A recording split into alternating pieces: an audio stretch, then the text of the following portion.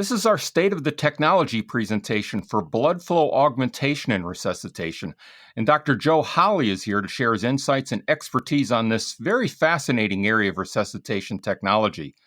Dr. Holley is the medical director for the State of Tennessee Department of Emergency Medical Services, as well as Memphis and Shelby County Fire Departments and several other municipal and private ambulance services in West Tennessee. Dr. Holley is an associate professor of emergency medicine at the University of Tennessee Health Sciences Center, is a member of the board of directors for the Commission on Accreditation of Pre-Hospital Continuing Education, member of the National Association of EMS Physicians, and a fellow of the American College of Emergency Physicians. Dr. Holley is board certified in emergency medicine and was actually among the first group of physicians in the nation to earn the designation of Fellow of the Academy of Emergency Medical Services. So thank you so much for being here with us today, Dr. Holley. Thanks, Mick. It's great to be here. So when EMS decision makers are contemplating an investment into blood flow augmentation technologies, there's certainly a range of options and a lot of factors that they should be taking into consideration. So when they're going to be considering the purchases of these kinds of devices, what insights or advice would you offer to these decision makers and their advisors to help making a purchasing decision? Well, it's actually pretty simple and straightforward. We absolutely have to get the basics right first and ensure that our teams are delivering high quality CPR, that we have good feedback mechanisms to continuously improve their performance in the field, and that the training is adequate to keep the teams up to date with the latest issues. So there are an awful lot of things in cardiac arrest resuscitation that are really profoundly impactful, even though the details seem very small on the surface. So issues like pauses during CPR, incomplete chest recoil, overventilation of patients, et cetera. All those things have a tremendous impact on the quality of CPR and our ability to generate flow. So I guess what you're saying then is part of the technologies we should be considering to augment blood flow before we get to thoracic impedance threshold devices and some of those other technologies. We've got to master the basic blocking and tackling of CPR before we do any of those razzle-dazzle plays, if I could give it a football metaphor. Absolutely, and you are 100% correct. Those basics are the foundation for all the technological augmentation devices that have come along. And without good quality basic CPR, they are unlikely to make any difference at all in the quality of CPR that your teams are producing, or the possibility of a change in your cardiac arrest outcomes.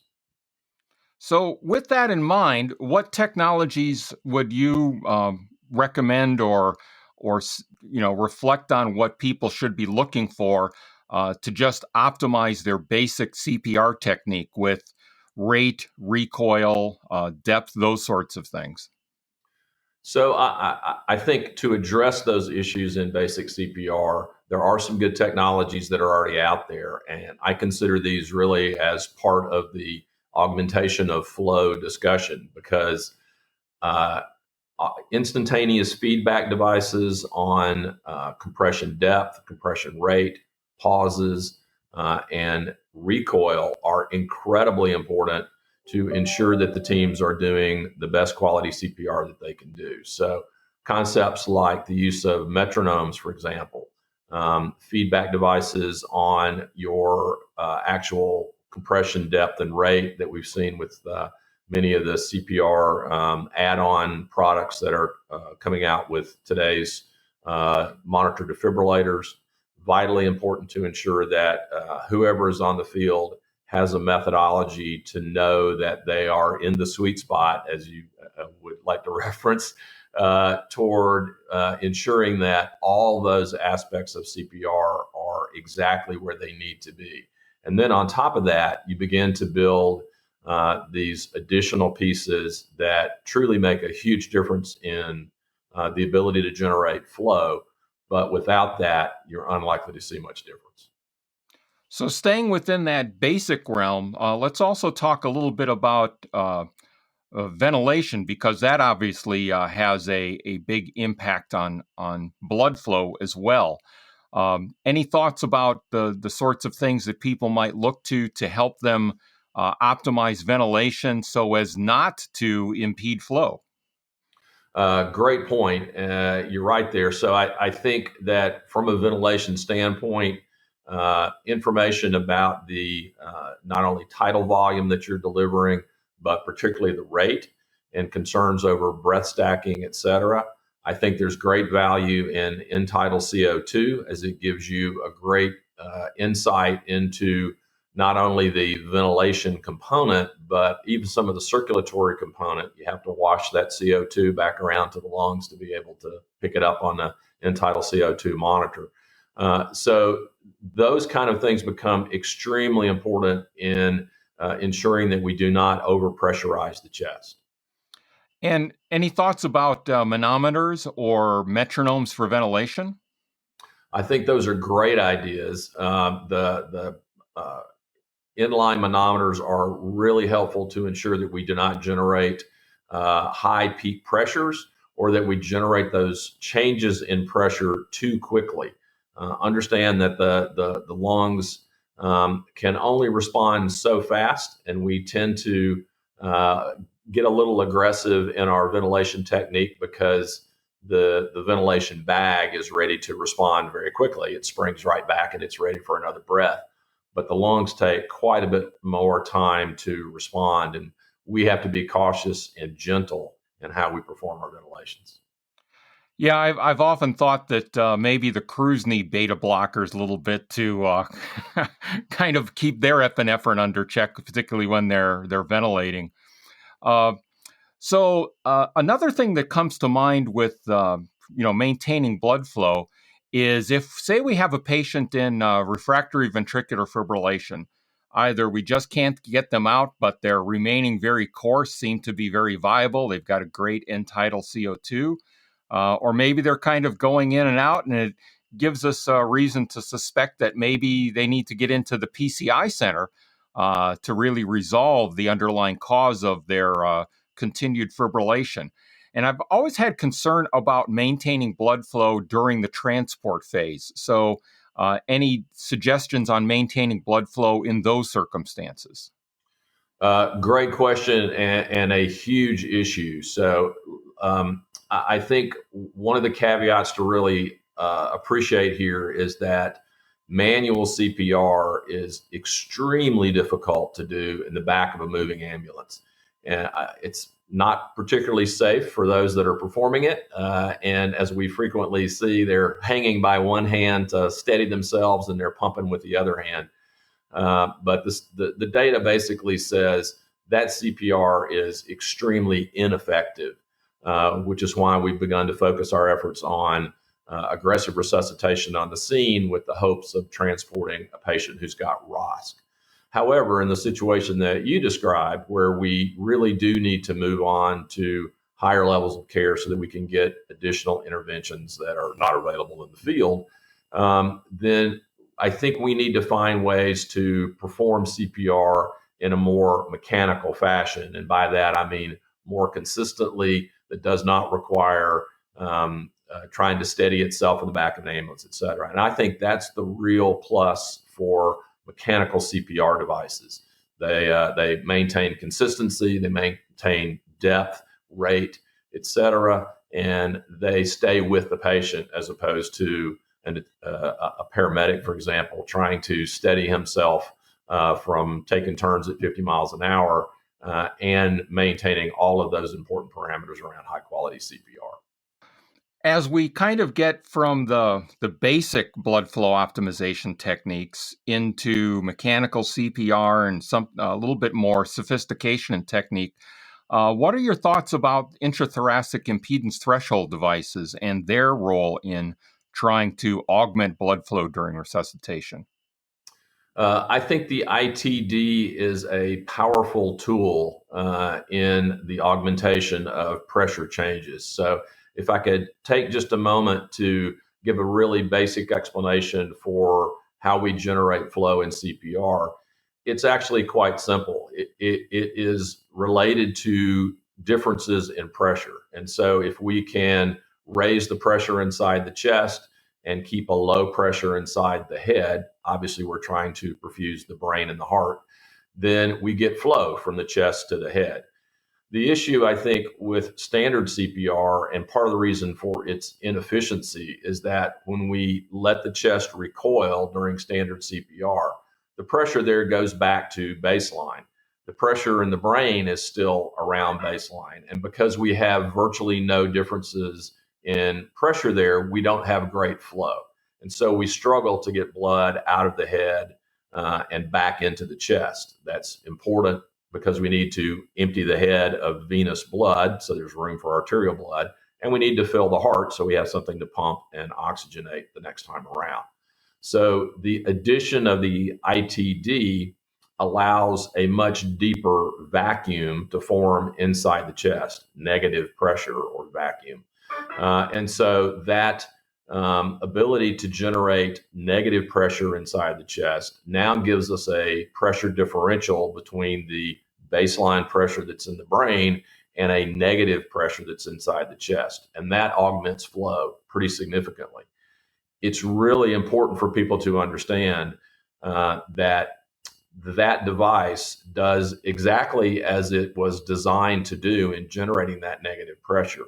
But it will not do that unless the quality of your CPR is quite good.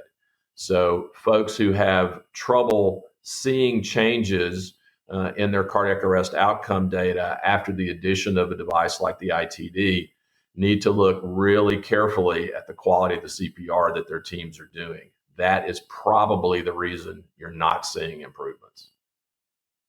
Yeah, it kind of gets back to the basic blocking and tackling issue for sure. But you mentioned the notion of trying to optimize flow through the head and adequately draining the head. There's another technology that's starting to get some traction with head elevation. Could you talk a little bit about what the issue is there and what the options are to do heads up CPR properly and things to watch out for, perhaps? Absolutely. And so this is sort of the next step in augmentation of pressure differences. Because we are not nearly as efficient in getting blood out of the head back into the chest as we are doing the opposite, we can approach the option of having gravity to help assist us in that way. So the idea here is that during CPR, we can raise the head and chest of the patient, the cardiac arrest patient, and allow gravity to assist in blood flow out of the head back into the chest. It works really well in the laboratory. In fact, we have demonstrated multiple times that we can generate normal cerebral perfusion pressures for well over an hour in both an animal and human cadaver model. And so that I say that to let folks know that the technology is available to produce normal flows in the brain utilizing CPR only. The challenge, of course, is translating that to the field and how we're able to do that.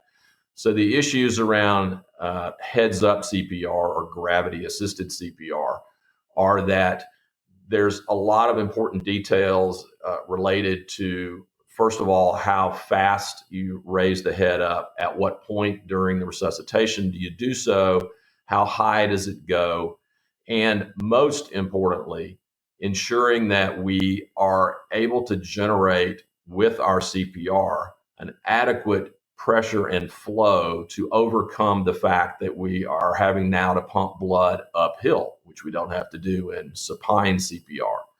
Although we're quite good at doing that, in general, manual CPR without any augmentations is not adequate to pump blood uphill.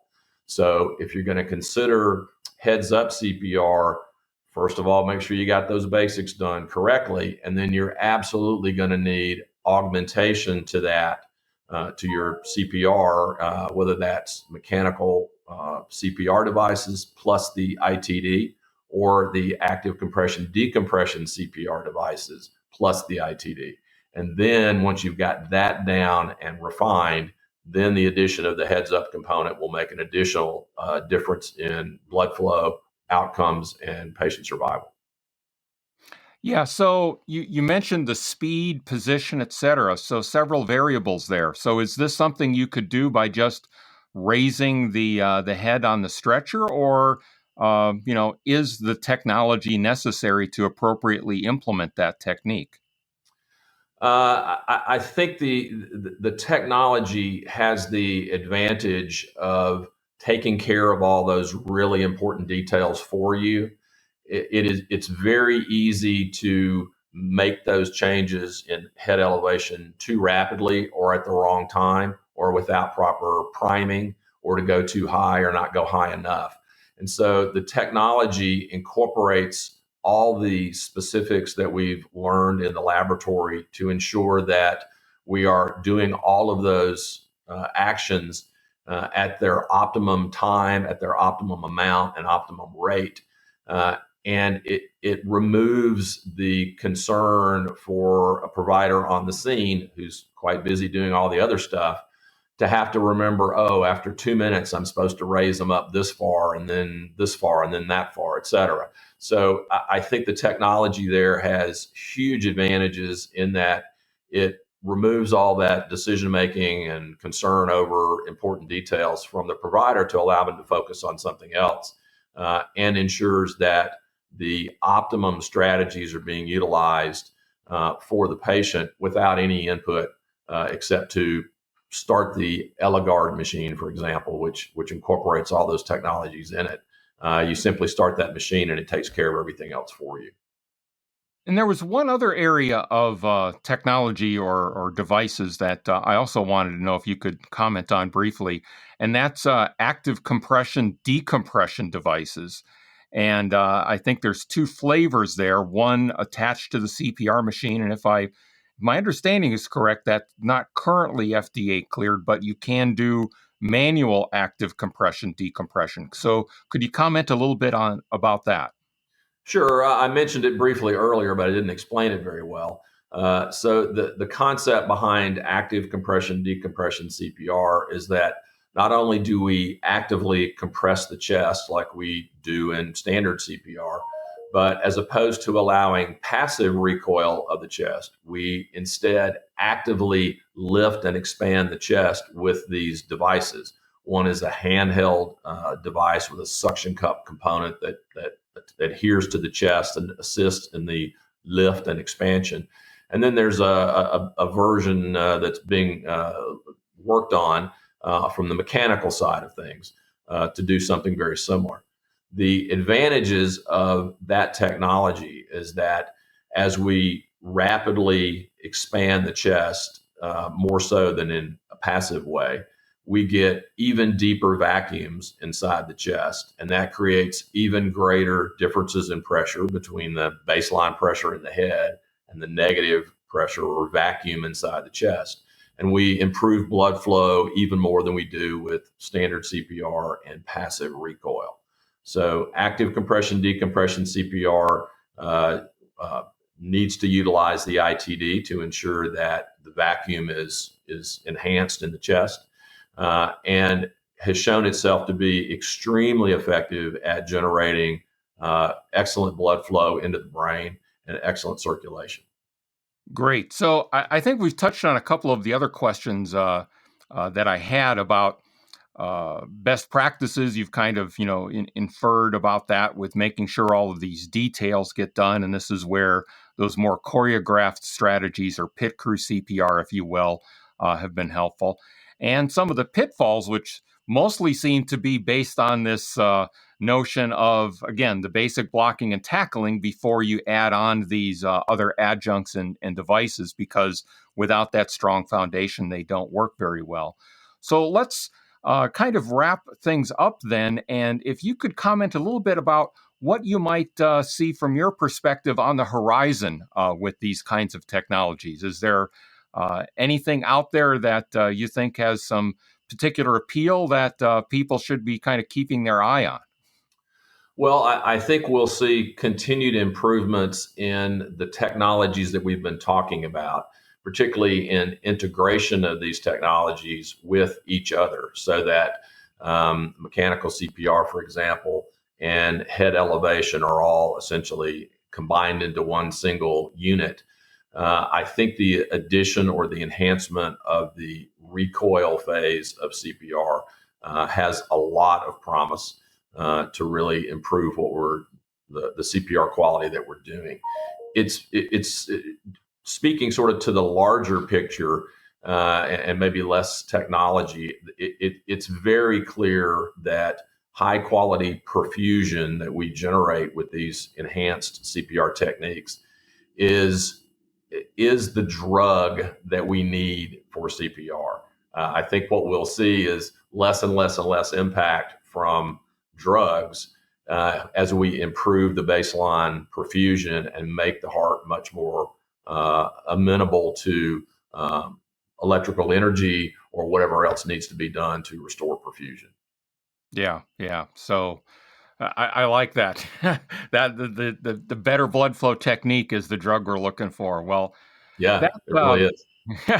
that's insightful. So, Dr. Holley, thank you so much for taking some time to help us all better understand the things we should be looking for and taking into consideration when we're contemplating the purchase of any of these resuscitation blood flow augmentation technologies at a basic or a more sophisticated level.